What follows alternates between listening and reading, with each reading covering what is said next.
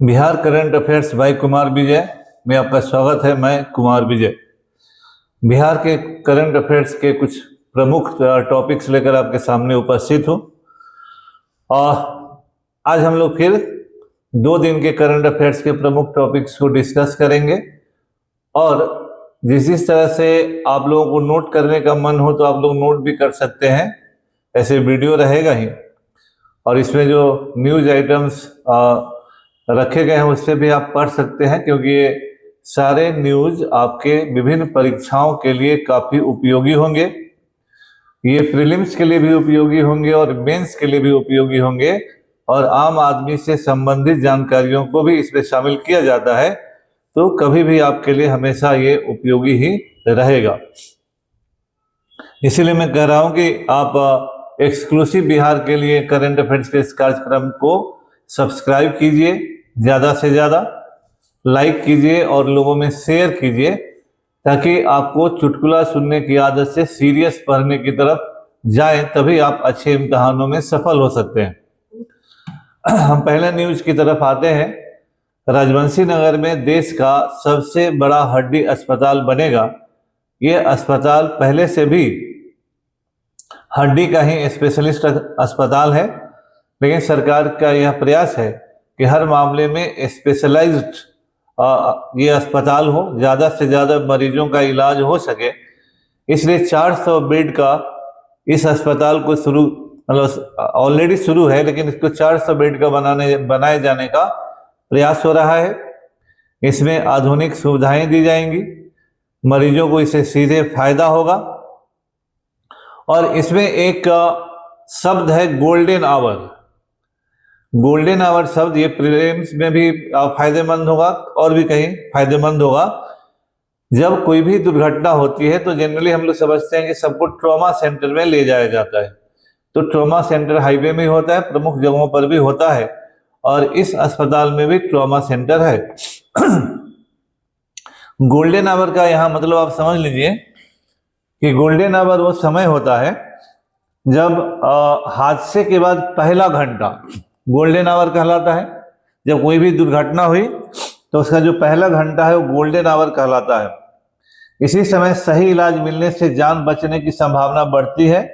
देरी होने पर ज़्यादा खून बहने और नस क्षति का खतरा होता है। देर से ऑपरेशन होने पर अस्थायी दिव्यांगता का खतरा होता है। ट्रॉमा सेंटर की उपलब्धता मौत दर कम करती है। बड़े हड्डी अस्पताल गोल्डन आवर इलाज सुनिश्चित करते हैं। इसीलिए ये जो गोल्डन आवर शब्द है, first hour of the accident, और 1 घंटे के अंदर अगर एक्सीडेंट होता है और तुरंत आप अस्पताल पहुंचा दिए जाते हैं तो बचने की संभावना भी ज़्यादा होती है, और किसी भी तरह का कोई भी अपंगता भी होने की संभावना कम रहेगी। जितना अधिक देर होगा उतना ज़्यादा मुश्किल पैदा होगा। तो ये गोल्डन आवर शब्द आपके लिए आज के लिए इम्तहानों के लिए, विभिन्न इम्तहानों के लिए याद आप रखेंगे। तो इसका मतलब हुआ कि इस तरह के मरीजों की देखभाल के लिए सरकार हमारी सीरियस है। अब ये जो बिहार में कमाई कम पर शिक्षा और स्वास्थ्य पर अच्छा फोकस दिया जा रहा है। ये इंडियन इकोनॉमी, करंट इकोनॉमी सबके लिए बहुत इम्पोर्टेंट है। और यह न्यूज आइटम भास्कर में निकला हुआ है, आज के भास्कर में। जिनके पास भास्कर हो ये न्यूज आइटम रखिए। और ये जो न्यूज है ये मुख्य परीक्षा में भी और कहीं भी, प्रीलिम्स दोनों के लिए काफ़ी उपयोगी है। बाद में आप लोग करंट अफेयर्स के लिए मैगजीन और इधर उधर घूमते रहते हैं। अच्छा होता है कि आप प्रतिदिन के अखबारों से इस तरह की चीज़ों को कलेक्ट करते जाएंगे, तो मुख्य परीक्षा के समय या किसी भी परीक्षा के समय आपको करंट अफेयर्स के मटेरियल के लिए कहीं घूमना नहीं होगा। इसमें बहुत अच्छा बात है कि हमारी आमदनी यानी राज्य की आमदनी कितनी होती है, केंद्र से अनुदान कितना होता है, और आपकी अपनी कमाई कितनी है। तो अपनी कमाई करके जब खर्च करते हैं तो ज़्यादा बैलेंस में होते हैं। यही ज़्यादा जब कर्ज लेकर आप खर्च करते हैं तो कर्ज का बोझ राज्य पर बढ़ता चला जाता है।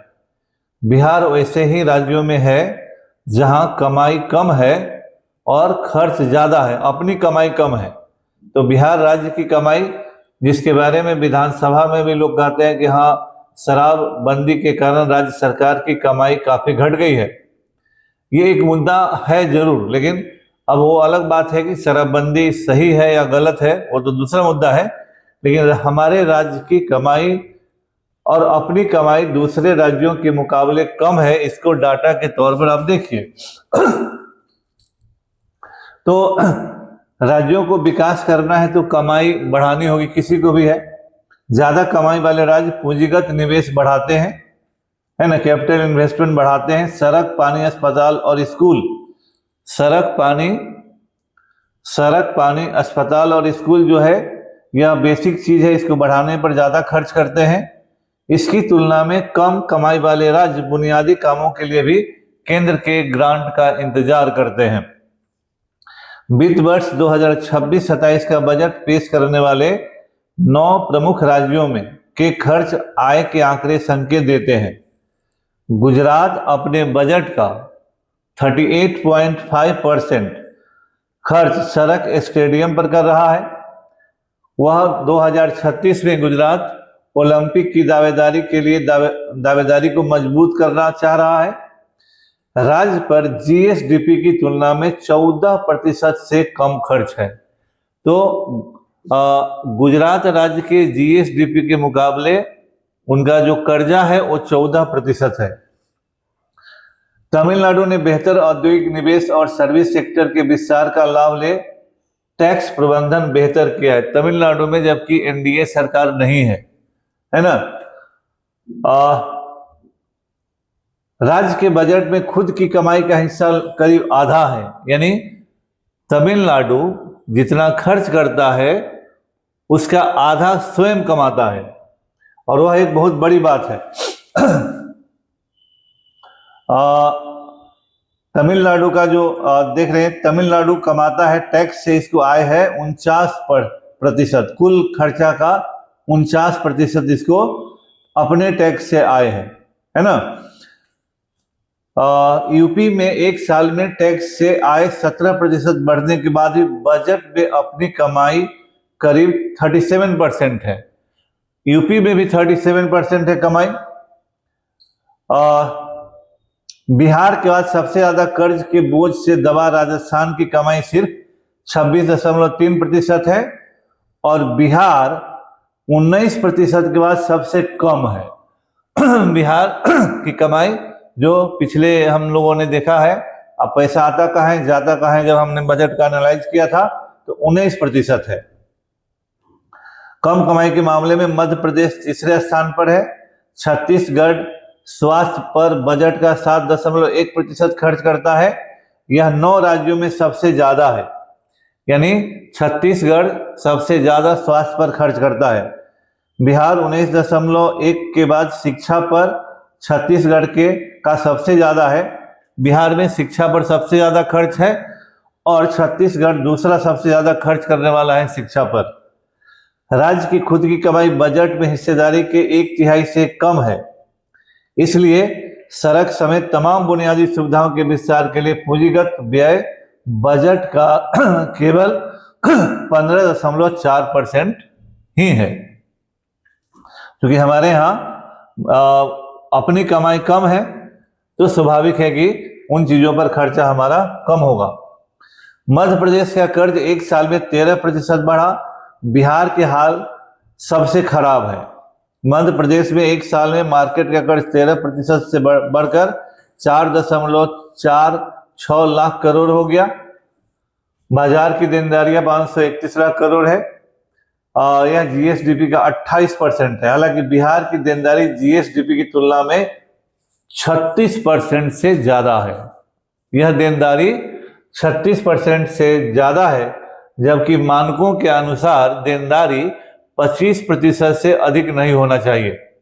देनदारी हमारा 36% है, जबकि स्वस्थ अर्थव्यवस्था के लिए मैक्सिमम 25% होना चाहिए। उससे कम, जितना कम हो उतना अच्छा है, जबकि गुजरात का मात्र 13% है ना।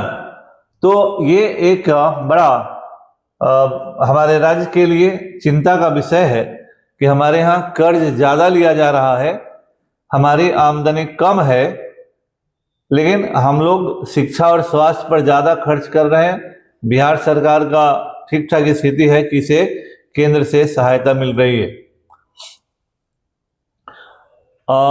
तो उसको भी आपको उतने ही शिद्दत के साथ याद रखना है जो बात अभी हमने कहा। कि दूसरा ये वाला भी जो न्यूज कटिंग है ये भी बहुत इंपॉर्टेंट है, कृषि के लिए भी और आपको सामान्य जानकारी के लिए भी, मेंस में भी और प्रीलिम्स दोनों में इस कटिंग का बहुत वैल्यू है।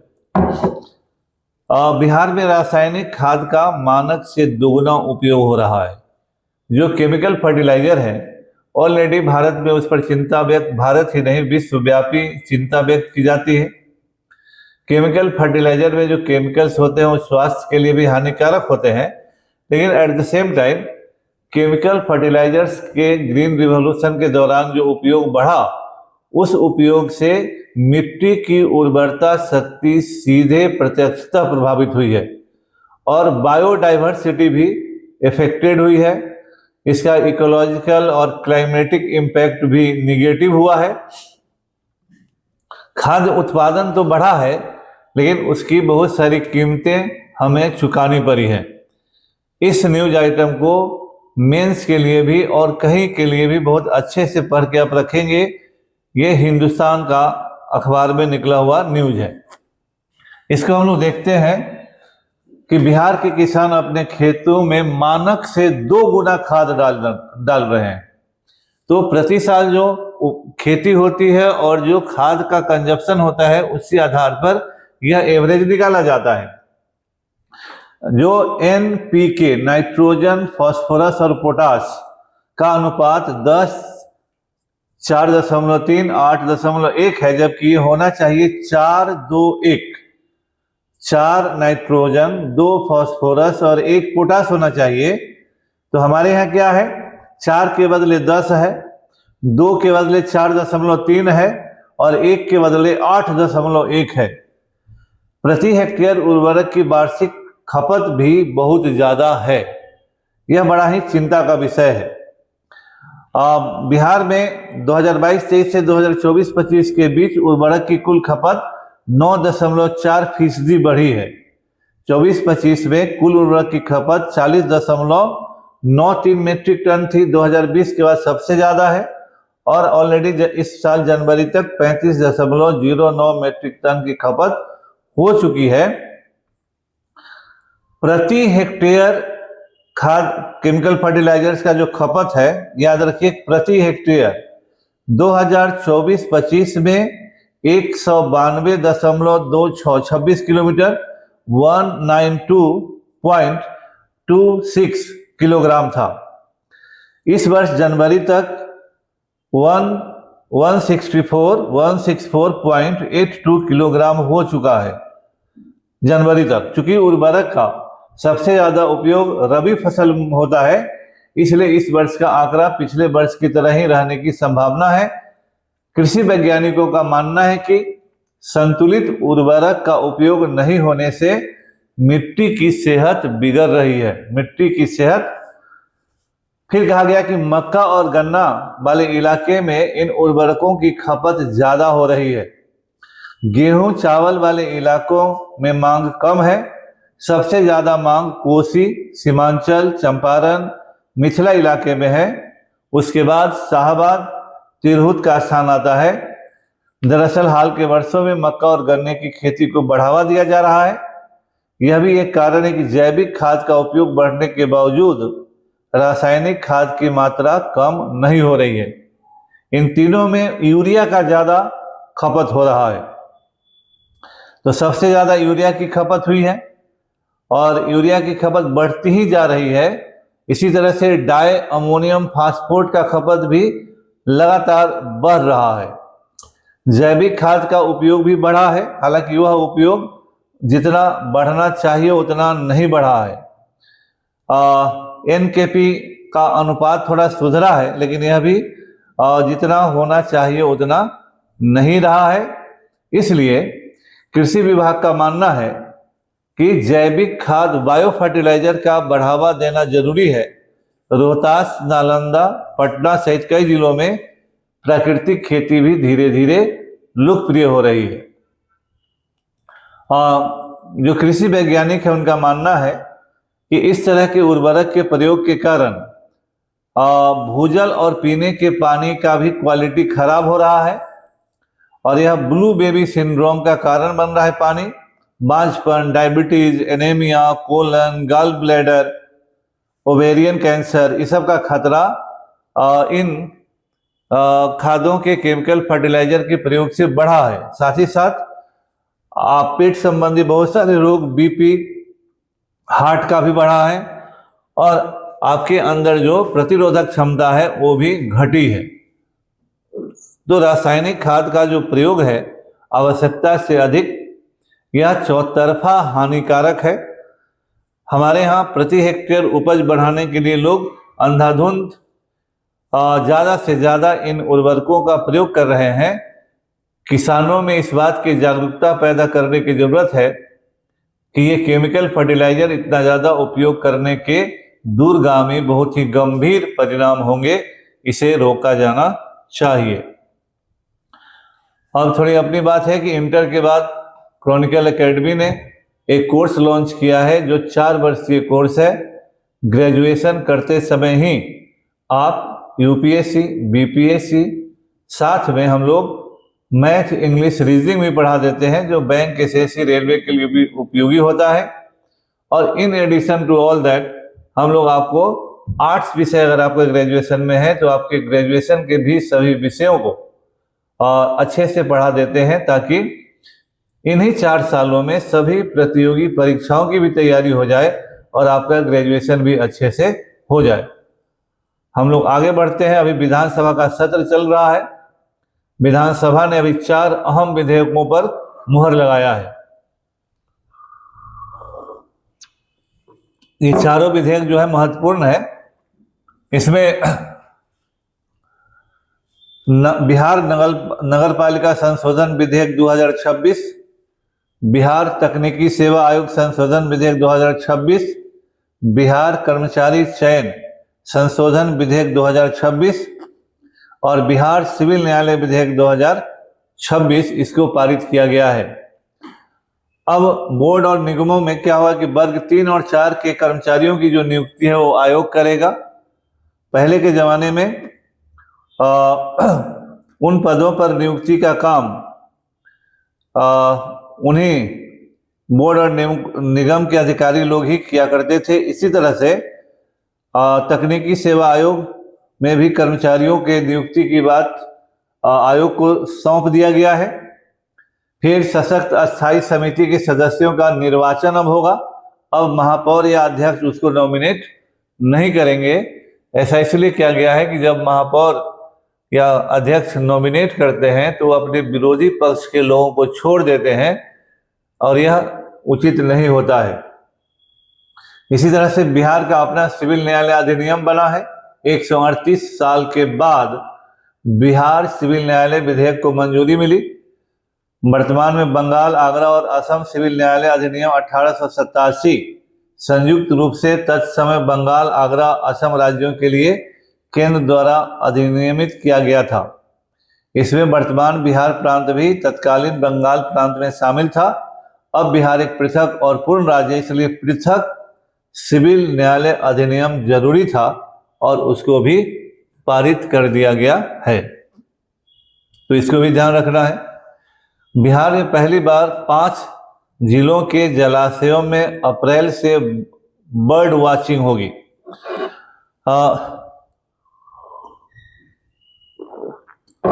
आप बार बार सुनते हैं कि हाँ, बाहर विदेशों से, बहुत सारे देशों से चिड़ियाँ सीजनल माइग्रेशन करती है और हमारे बिहार के कई जलाशयों में आकर आती है। इसी तरह से आप रामसर जलाशय का भी नाम सुनते होंगे। अब हम आपको इन सभी चीज़ों के बारे में बताएं कि रामसर जलाशय का मतलब क्या है और इसको रामसर जलाशय क्यों कहा जाता है। तो पहला नंबर हम वही बताते हैं कि इसको रामसर जलाशय क्यों कहा जाता है। विश्व की झीलों के संरक्षण के लिए 1971 में ईरान के रामसर में अंतर्राष्ट्रीय संस्था का गठन हुआ। साल 1981 में भारत भी उसका सदस्य बना। बिहार में पहली बार बेगूसराय के कांवड़ झील को 2002 में उसी रामसर के नाम पर रामसर साइट घोषित किया गया। अर्थात जो भी उस श्रेणी में यानी झीलों के संरक्षण की श्रेणी में आएगा उसको रामसर जलाशय घोषित किया जाता है। 6,311 हेक्टेयर में फैली यह झील 140 किस्म के पेड़ पौधे, 58 प्रवासी समेत 170 नस्ल के पक्षी, 41 तरह की मछलियों का वास स्थान है। ठंड में यहाँ 59 तरह के विदेशी पक्षी भी 59 तरह के विदेशी पक्षी भी आते हैं। अब आते हैं मूल न्यूज पर। 5 जिलों पहली बार 5 जिलों के जलाशयों में बर्ड वाचिंग का आनंद आदमी ले सकेगा। जो 5 जो जलाशय हैं, जमुई के नागी नगटी, कटिहार का गोगाबिल, भोजपुर का गोकुल जलाशय, बेतिया की उदयपुर झील और बेगूसराय का कांवड़ झील। अप्रैल से यह सुविधा बहाल की जाएगी। इन सबों को रामसर साइट घोषित किया गया है। यहाँ पर्यटक विभिन्न प्रजातियों की पक्षियों को देखकर बर्ड वाचिंग जो देख रहे हैं हम, देखकर उनकी जीवन शैली समझेंगे। पर्यावरण, वन एवं जलवायु परिवर्तन विभाग ने इन वेटलैंड को अंतर्राष्ट्रीय पहचान दिलाने की दिशा में पहल शुरू की है। योजना के तहत बुनियादी ढांचे का विकास, पर्यटक सुविधाओं का विस्तार किया जा रहा है, इको टूरिज्म को बढ़ावा दिया जा रहा है। कहा जा रहा है कि रोजगार के नए अवसर बढ़ेंगे। राज्य में देश विदेश के करीब 6.60 करोड़ पर्यटक आते हैं, उसकी भी बढ़ोतरी होगी। नागी नगटी में 150 प्रजातियों के पक्षी बाहर से आते हैं, प्रवासी पक्षी आते हैं। इसमें little grebe, little cormorant, grey heron, purple heron, Indian pond heron, cattle egret, little egret, Siberian crane, डामीडेथ, पोचार्ड, तो इतने सारे तरह के पक्षी वहां पर आते हैं। और जो भी लोग वहां बर्ड वाचिंग के लिए जाएंगे उन्हें दूरबीन दिया जाएगा, स्पॉटिंग स्कोप दिया जाएगा, फील्ड गाइड बुक्स दिया जाएगा, नोटबुक, पेंसिल, कैमरा और सब कुछ रिकॉर्डिंग करने की भी सुविधा वहां पर दी जाएगी। यह भी बहुत ही इम्पोर्टेंट है। बिहार में रोजगार के अवसर को भी बढ़ाने का ये एक तरीका है और पर्यटक भी बाहर से आने की संभावना बढ़ेगी। राज्य में 48 औद्योगिक पार्क बने, 47 और बनाए जाएंगे। बिहार में औद्योगिकरण को गति प्रदान करने के लिए बिहार सरकार ने कहा है कि 48 औद्योगिक पार्क, इंडस्ट्रियल पार्क ऑलरेडी बन गए हैं, 48 और बनाए जाएंगे। बहुत सारे बनाए जाने की प्रक्रिया में है और बहुत सारे और भी बनेंगे। फतुहा में मल्टी मॉडल लॉजिस्टिक पार्क, गया जी में औद्योगिक कॉरिडोर, इंटीग्रेटेड मैन्युफैक्चरिंग क्लस्टर का निर्माण हो रहा है। इन 48 औद्योगिक क्षेत्रों को डेडिकेटेड फीडर से बिजली दी जा रही है। चूंकि उद्योगों के लिए बिजली की निर्बाध आपूर्ति बहुत जरूरी होती है। इसके अलावा नावानगर और कुमारबाग में स्पेशल इकोनॉमिक जोन बनाया जा रहा है। सीमांचल, मिथिलांचल, कोसी क्षेत्र में औद्योगिक क्षेत्र के लिए जमीन का अधिग्रहण हो रहा है। ये सारे काम सरकार के द्वारा किया जा रहा है, जो बिहार के औद्योगिक प्रगति को गति प्रदान करेगा। पुनः थोड़ी सी अपनी बात, एनसीईआरटी जो है इसकी पढ़ाई किसी भी सिविल सेवा परीक्षा के लिए कंपलसरी चीज है।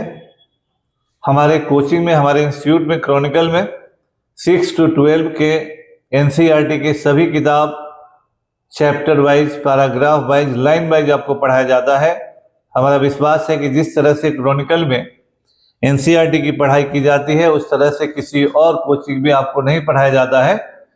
मेरा ऐसा मानना हो सकता है कोई पढ़ाते भी हो, लेकिन जिस तरह से हमारे यहाँ एक एक लाइन पढ़ाया जाता है तो ये आधारशिला है। इसी आधारशिला पर आप कोई भी बड़ी परीक्षाओं में पास करने की उम्मीद कर सकते हैं।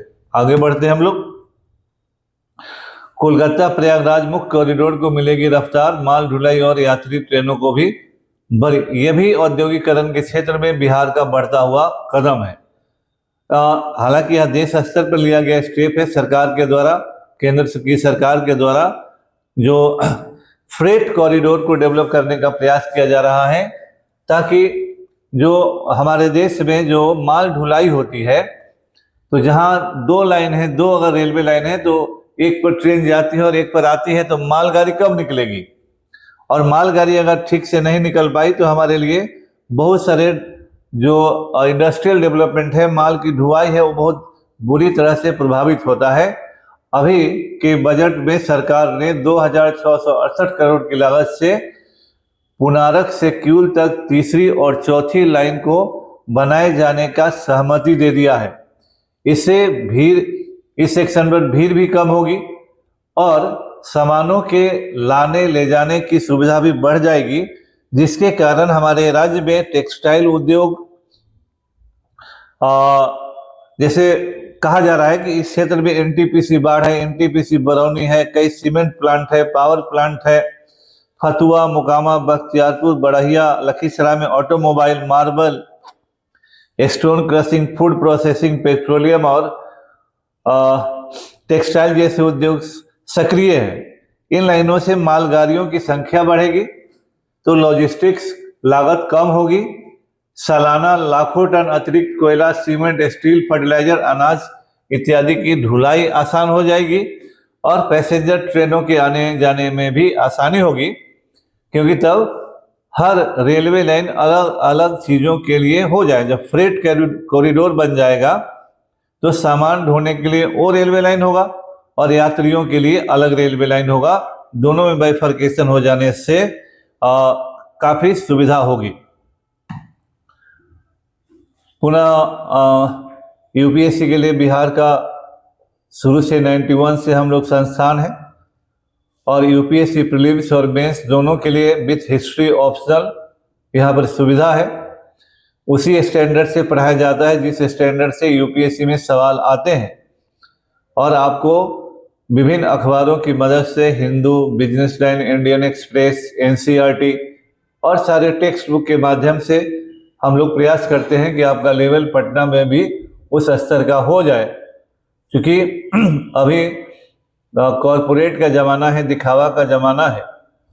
उस कॉरपोरेट के ज़माने से हम लोग अलग हैं। 91 से बिहार में हैं और अभी तक यहाँ रुके हुए हैं, जमे हुए हैं, और यूपीएससी के लिए हमारे यहाँ से लोग पढ़कर इसी क्लासरूम से निकले हुए हैं। तो हम लोग प्रयास कर रहे हैं कि बिहार को क्वालिटी दें, क्राउड नहीं, क्वालिटी पर हमारा विश्वास है। आप लोगों से फिर से हम रिक्वेस्ट करेंगे कि आप सभी हमारे इस वीडियो को सब्सक्राइब करें, चैनल को सब्सक्राइब करें, लाइक करें और शेयर करें, ताकि इस तरह के बिहार सेंट्रिक एनालिटिकल आपको हम पढ़ाते रहें। हम लोगों का भी उत्साह बढ़ता रहे। जितना आप सब्सक्राइब करेंगे, शेयर करेंगे, लाइक करेंगे, हम लोगों का भी उत्साह बढ़ेगा और लगेगा कि आपको अच्छा लग रहा है। आप लोगों का बहुत बहुत धन्यवाद।